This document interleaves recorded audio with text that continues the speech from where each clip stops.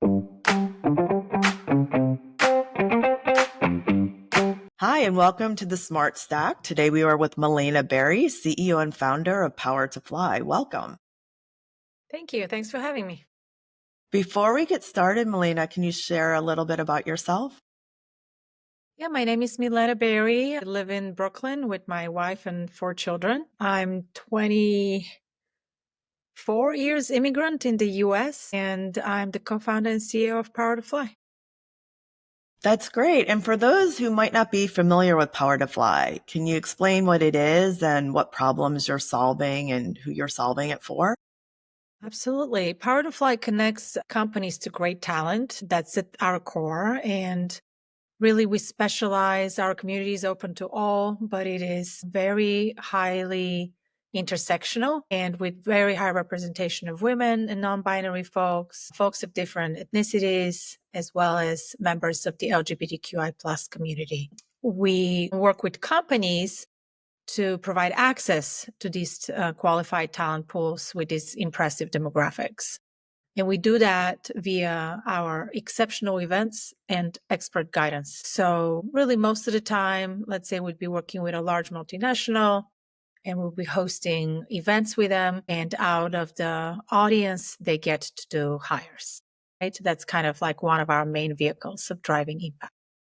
And was there an incident or situation or just something that you believed in that caused you to create to Fly? Yeah, I mean, for me, PowerToFly really came up from honestly like a few different things happening in my life at the same time. But one of the main ones was really me reflecting on my experience as a chief technology officer in my previous job and having kind of a really disparate experience in the sense that on one hand, the team was distributed across the world, which was really innovative at the time. And that brought with itself certain angle on diversity, right? We had a database administrator from India living in Sweden and a team of developers in Ukraine and a system administrator in Australia and whatever, right? But at the same time, if I looked at the actual composition of the engineering team, I was one of the only women. And then there was another woman in, I think, QA or design, right? Those kind of roles. And so I experienced the problem firsthand of like not having enough diversity in my engineering ranks. And at the same time, I experienced my story as a story of hope. I was very lucky to land this role through the mentorship of my wife. And at the same time, I really kind of took the job and kind of learned it. And, like there was a lot of power in being able to do that. And because the job was remote, I was able to also be a present mother for our kids, which at the time we had 3, now we have 4.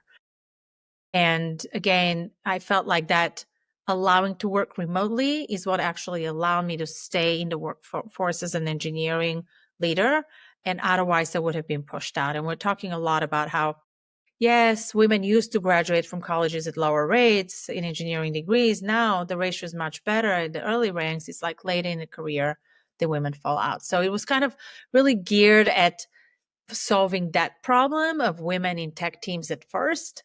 But then quickly the idea grew by me meeting my co-founder and her saying, well, what you're talking about here for women in engineering is the same for women in digital, is the same for women in marketing, is the same for women in sales. So we kind of like then looked at professional women more holistically. And then by working with our companies and finding the right solutions to, create environments where people not only survive, but thrive, right? So it's not just about the recruiting, it's also about retaining them. We realized that the same programs and policies are needed if you want to change any other representation, whether you would want more Latino folks or more Black folks, or you want to have like more members of the LGBTQI plus community. It's all like similar programming and approach. And so we really expanded our mission once more. Well, being a woman in tech, I have experienced probably some of the same things that you have. And so I really appreciate the mission. I think it's definitely needed. And I'm a little fearful with some of the changes that have happened lately in the more general landscape. So I'd love to talk to you a little bit about that. How do you see this impacting how companies approach diversity today within their organization? What do you see as opportunities or what do you see as challenges? It is definitely a very hard time for our industry. I think we're dealing with a lot of different headwinds, general economic uncertainty, AI disruption of the workplace. And so there's just a lot of change in HR tech, period. But when it comes to the the words that can no longer be mentioned, DEIB, diversity, equity, inclusion, and belonging, a lot has changed. Let's put it that way in the last year or so, and especially since the executive order on January 20th. I think I know that things will change again for the better, but a lot of companies are doing things now. I don't know. Back in the day, anybody who was doing this work, we were wondering, are they doing it performatively or do they truly mean it? Right? That was one of the conversations. And for whatever reason they did in the past, I know that now some companies are reversely kind of performatively stopping some of that work in order to show compliance, but actually they're really trying to figure out how to continue the work. They call it the work. Our community calls it the work. Yeah. And so, yes, they come up with all sorts of different names, culture and belonging, corporate sustainability, there's all sorts of other replacement words that are coming in. And of course, it's very important that you audit all your practices and make sure they're compliant. I think, again, it was never legal to choose somebody for a job based on what they look like, right? And so the question is, how do you continue that work on the top of funnel and make sure you have like a representative slate? But then, of course, you're making the decision based on who's best for this role, and you can't like give any sort of preference to somebody, whether that's like a training that can lead to a promotion in the future, or nothing that can kind of translate into monetary preference. So there's of course a lot wrong with this because we all know why some of these systems were in place, was to really kind of try to undo some of the systemic issues existing in our industries and in our cultures. But whatever, we have to adapt in order to survive, so to say. Yeah, I understand that. But I do hope that there'll be ways, possibly with new terminology, but to make sure that some of the protections stay in place. At least that's That's what I right. hope. That's right. Yeah. And yeah, I don't know. Definitely interesting times right now. And yeah, and things are changing every day.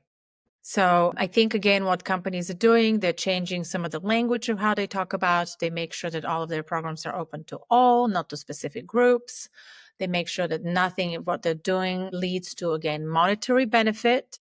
And other than that, there's nothing wrong with, sponsoring certain conferences or again, making sure that your workforce is representative. I think power of minds from different experiences can only lead to greater innovation.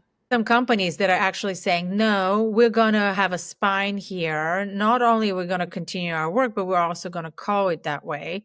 I think they might face some obstacles like, conservative groups, suing them or whatever. So it's a fine dance right now. It's just become like one of those things that you need to like clear with legal rather than, and again, like there's a ton of business practices that are necessary and they happen and they just have to be cleared with legal, right? Like it is when you think about any, like, data processing data is a pain in the neck legally, but you have to do it, you figure it out. So right. So I think there's just a lot of companies that are going through this kind of audit and making sure everything's compliant. I mean, with PowerToFly, we were like the first to call the lawyers and say, let's make sure that everything we're doing is and always has been compliant. And we really took the matter very seriously and did an in-depth analysis and audit. And it came back with, again, everything's has been and is fully compliant, which is, again, something that companies need to go through. Right. And I think that's totally understandable and that makes perfect sense. There are, a lot of players out there in the space for talent, for people looking for jobs and for companies looking for talented people. How are you differentiating yourself I know there was this initial focus on women and diversity. Any other ways that you find that you differentiate yourself with the talent pool and in this HR tech community? I mean, this is really one of our core value props at the end of the day, the power of our community and the makeup of our community, right? It's really truly unique. And I also am really saddened, but like in the last year, we lost a lot of our players in our space. Folks like Alpha and I don't know, Jopwell got acquired by somebody, and then the Muse and Fairy Godboss came together. And so there's been a lot of movement in the, again, microsites that had to do with diverse communities and a lot of disruption there. But certainly without it, like there's just so much competition. Everybody provides talent otherwise, and there's no differentiation. One thing that we're working on is we find that we have really interesting access to talent that's really skilled at AI, both in terms of AI engineers and salespeople who can sell AI and marketers that know how to use AI. And so I find that I'm, like gravitating towards differentiating PowerToFly on kind of really being the place where this AI talent aggregates. And, bonus point, it's also where diverse AI talent aggregates. I think that's really important because if you're not implementing AI into your everyday activities, you are going to fall behind, especially now when companies are hearing from your boards. How are you implementing AI agents as part of your staff? So, Exactly. yeah, it's changing very fast. And that's why, by the way, headcount is so uncertain as well, headcount plans, because normally all of our, I don't, if you run a P&L and a FP&A, financial planning and analysis kind of process, which every finance person does, you really put that as part of the formula there on how you're going to grow headcount and how much you're going to spend. Like really 90% of your costs are usually headcount costs in most companies' P&Ls. And so now that you can do the work with one coder before you needed 3 or 4 coders, are you going to hire the same amount of headcount? And yes, you're going to need people who understand how to use AI coding tools. So like the role of the developer changes from the developer who writes our code to the developer who checks in the code of 20 AI bots writing code for him, right? So it's still a very specialized skill set, still very critical in terms of making the right business application. But the skill set and their focus changes a little bit. And kind of the same transformation happens everywhere. Yes, you might need less recruiters on a talent acquisition team if you empower them with the right AI companion, right? But you're going to need somebody, a business analyst that writes the right AI companion for the talent acquisition team. So like there you created another job that you lost somewhere else, right? So that kind of transformation is definitely happening right now. It's very interesting. And the other cool part, sorry, I'm so excited about this. I have to That's tell you. okay. But like a year ago, we acquired Skill Crush, which is in the kind of an online bootcamp space. Let's say instead of going to General Assembly to become a full stack developer, you can go to Skill Crush. And at first hand, it's like, oh, PowerToFly Skill Crush complementary, but not exactly the same thing. And it's exactly that because it's kind of like we can teach people how to be AI engineers right now with Skill Crush and then place them on the 10,000 AI engineer jobs that we have on PowerToFly. So that idea of like you're going to need to be trained on these new AI skills. And by the way, for a company leader and a chief technology officer, having to fire everybody and hire AI engineers is a huge pain in the neck. If you can upskill your current engineers to be AI engineers with a short course on Skill Crush, I'd say, right? Like you've retained your best folks and you've upskilled them into something that's really critical for today. I mean, that's a huge cost savings for the business, but that's also a key differentiator for you as well. Yeah. So right now, over the next, let's say 6 months to a year, what's mattering most to you? I mean, it's just maintaining burn as close to zero as we can. This is the number one metric that I care about at the moment because, yeah, I just want to make sure that we're well positioned to last out, you know, whatever, however long this weird buyer behavior is, So it might be I'm done saying it's going to be better next quarter, right? I used to say it's going to be better next quarter, and then in 2 quarters, and next year. But like, no, I don't know when that moment is going to come when things are going to be more stable and upwards in our market. And just in general, enterprise software, I think it's just been very difficult. So zero burn is critical for us. And then again, serving our customers, continuing our ROI, which is placing people in jobs. At the end of the day, that's how we make a difference in the world through those job placements. And then last but not least is really trying to do with very limited resources the most we can on the AI transformation side.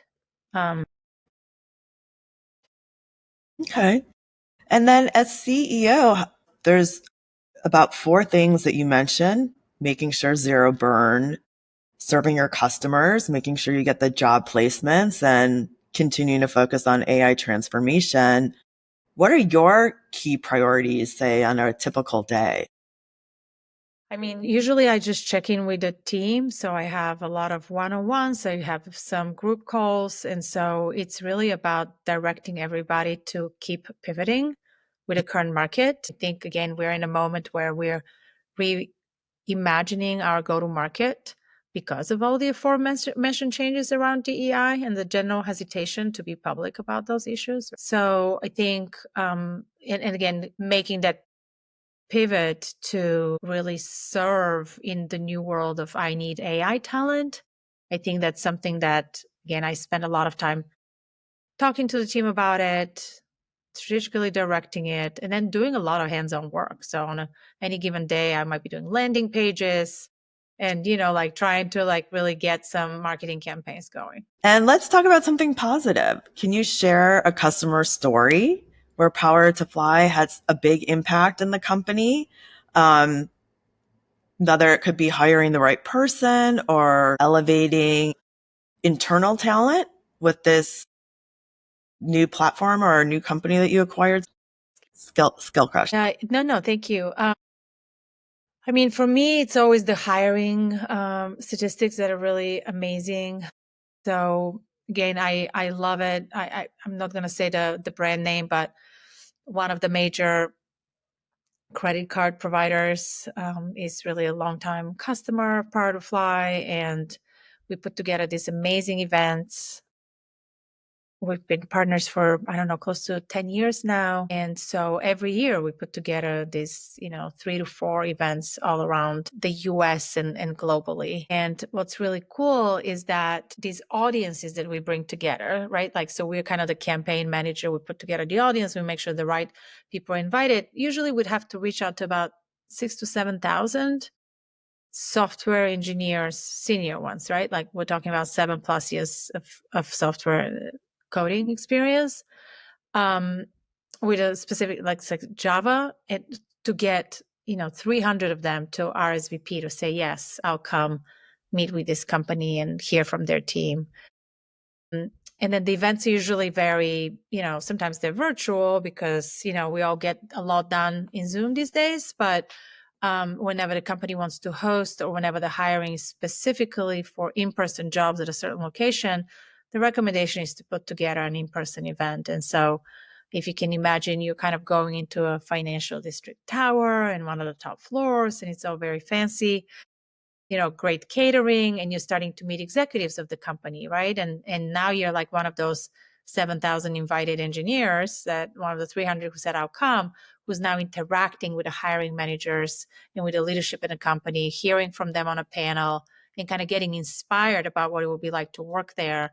But they're also making the real-time connection. They're not like a resume lost in some ATS shuffle, right? So those are the stories that really inspire me. Every day we get emails from talent who's found their roles on PowerToFly and how grateful they are and how awesome it is to work at a company that really cares, et cetera, et cetera. I think, and correct me if I'm wrong, but it's not traditional where the company is producing events as well. So what got you into that? How did that start? And how are you seeing that impact your relationships with your clients? It is an interesting question because, yes, most of the time a recruiting service is a recruiting service, right? Like you just, I don't know, it was kind of this creative moment. We had leader, Rachel is her name, worked with us years back, and she was working with a customer who was particularly proud of his office space and espresso machine or something, and was trying to persuade people to, he was open for them to work remotely, but he said, once in a while, you should come to the office. It's really great to work here and blah, blah, blah. And so we ended up producing a little webinar where we were showing around his office and him talking about the culture. And it went really well. From that one event, we realized 7 hires for him. So after that, we were like, holy cow, this is amazing. Like, people are really engaged. The leaders like it because they get to public speak and feel great, right? And show what it's like. And also the candidates like it because they're breaking through the noise. So that's kind of how it all started, and one foot in front of the other. That's great. I would say that's another key differentiator as Yeah. well to Yeah. The drive people exceptional to want to events. work with you. Absolutely. We definitely say that, and that's one of our core strategies is the event, and all sorts of events, right? Like the one that I just said was kind of more dedicated and short form. We'd also do summits, we do virtual job fairs, we do chat and learns like this, a different, probably 5 or 10 different event types that we support. But, so we kind of analyze what you need, what you would benefit from based on, how well your brand is known, or really how many hires you need to make and what your budget is like. There's just a lot of factors that go into the recommendation. We've talked about some of the challenges you're facing as the CEO at PowerToFly. What about the HR tech industry in general? So if you had a magic wand and you can just wave it and correct one thing that might be systemic throughout that industry, what would that be? God, this is such a hard question. Would wish that LinkedIn wasn't so greedy with their data, the users' data. I feel like they're really holding a lot of people hostage and maintaining their monopoly by basically making it illegal for you to scrape LinkedIn. And also, even if the user tells you, okay, use my LinkedIn information, LinkedIn doesn't let you do that. And so there's a lot of apps that I think would be adding value to LinkedIn, but LinkedIn is kind of using this very like closed wall strategy of like, and so I guess that's worked out for them. They're like number 1 in the world as a result. But it is annoying because yeah, that's de facto the resume holder these days, right? Like that's where everybody updates their resume and what's most recent. And it's a problem because, right, like for us to deliver our value, we need to have the most recent data, but nobody's going to give us their most recent data. It's going to be in LinkedIn. And I know just a lot of providers in HR tech struggle with that. I think the other piece is, I don't know, it's totally the Wild West years of HR tech software, if you ask me.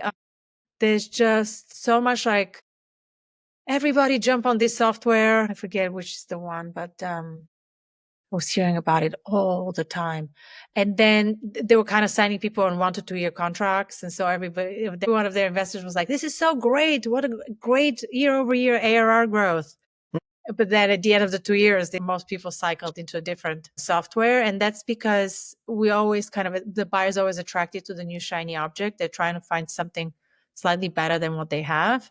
And there's just a lot of that happening right now. And then on the other side, you have things like Workday trying to really consolidate and become the one system that has all the different components in it. Because honestly, it's really hard from a data management perspective and from a workflow management perspective to have your teams work across multiple systems. ATS separately from CRM, separately from blah, blah, blah. So systems is a big deal, you know? Yeah, I've been talking to a lot of people in the HR tech or payroll space. And that is something that I am consistently hearing is consolidation. Yeah, consolidation of the stack, exactly. And then for us as a strategy, right? Like I I had set out to build something that's more of a destination site, right? And now I feel more like I have to refocus us on how can we be a value add or an easy component to add to another, maybe more comprehensive home app for folks, right? Whether that's, yeah, I don't know, thinking about it. Okay. So you've been a consistent advocate for inclusive workspaces and places. What advice would you give leaders who want to make a meaningful change today, but might not know where to start, either because they don't have the experience or because of the environment that we're in. Well, these are two very different problems, whether you don't have the experience or you're afraid of the environment you're in. Because in the environment, honestly, I don't know what I can tell you. I think you have to follow the mood in your company. Every company has such a different position and is affected in such a different way that honestly, it's not a one glove fit all type scenario. I do think the swing is going to swing back and people will remember those who jumped off the wagon the fastest. So I do think it's important to continue the work in some way or another and not to completely drop it in case some companies are considering that. And I do think that the workforce is requiring its leaders to keep investing in the work. It's again not, we don't need the boardroom to tell us that. When our workforce asks us to do that because it matters to them, like we want to have competitive advantage and we want to retain our workforce, and that's why we should be doing all this. So I will say in general, people are more shy on events and public speaking and branding themselves, whether that's through sponsorship of certain summits or writing content highlighting some of these words to not be mentioned. So I'm definitely seeing a little retraction on that front. But I think it's important to continue messaging the work, even if you have to be careful to avoid using certain words. So that will be advice number one. I like what you said is that the employees still want this and are asking for it in their own way. And when you create an environment where people are feeling comfortable and welcome, they're going to perform their best. And that's only going to impact the company in a positive way. So at the end of the day, the board's going to be happy because they just want to see growth. What about for that younger person who is a first time CEO? So I really think you should kind of start early to be mindful about the dynamics and the composition of your workforce, right? So you should avoid to be like the four guy friends, right? Like that's such a common scenario. They start a company together and then all they hire is people looking like them. Like just try to avoid that. Again, even if that's your leadership team and the founders team, like you then want to be mindful to bring somebody different.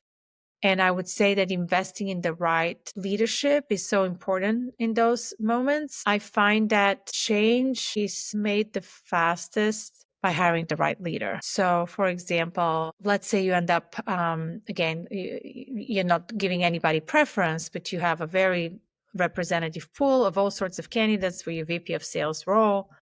And there's a Black woman and there's a Latino guy and then there's a white guy and whatever, right? Like there's just different identities represented for that job search on VP of sales.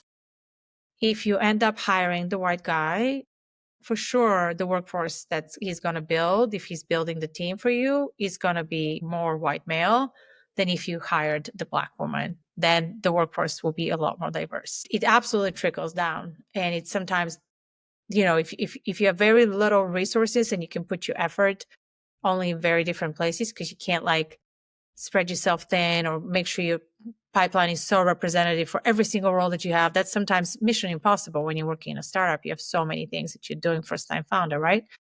Then focus just on those executive roles and then the rest will trickle down. It's good advice. Thanks. And yeah, keep getting out there, tell your story. I think that's be authentic. I think that's like really 101. I think that's most important. Yeah. Milena, if somebody would like to learn more about you or get in touch with you and learn more about Power to Fly, where's the best place to go either get in touch with you or learn more? To get in touch, I think that's LinkedIn. So check it out. Milena. Milena, that's how you spell my first name because it's a little odd. And then Berry, Berry. And then PowerToFly.com. We're definitely always looking for more partners. If you'd like us to connect you to more talent, in particular with AI talent, come and book a demo on PowerToFly.com. And if you're talent looking to connect with companies and looking to land your next job, then check out our job board, also on PowerToFly.com. Well, thank you very much for being on the Smart Stack. I enjoyed the conversation. Thank you, Sarah. What a pleasure.